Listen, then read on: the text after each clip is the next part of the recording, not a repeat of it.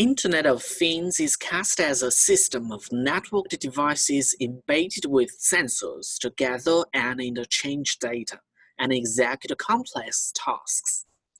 In this paper, we proposed an adversarial machine learning-based partial model attack in IoT systems. The generalized layers of IoT systems can be grouped into 3 layers. A more simplified sensing and decision model can be illustrated and abstracted as shown in this figure. Our proposed adversarial machine learning-based partial model attack works through controlling a small part of the sensing IoT devices and using learning algorithms to learn the decision rule, further to bring down the decision model in IoT systems. Our numerical results demonstrated the feasibility of this attack to disrupt and decision-making in data fusion center of IoT systems.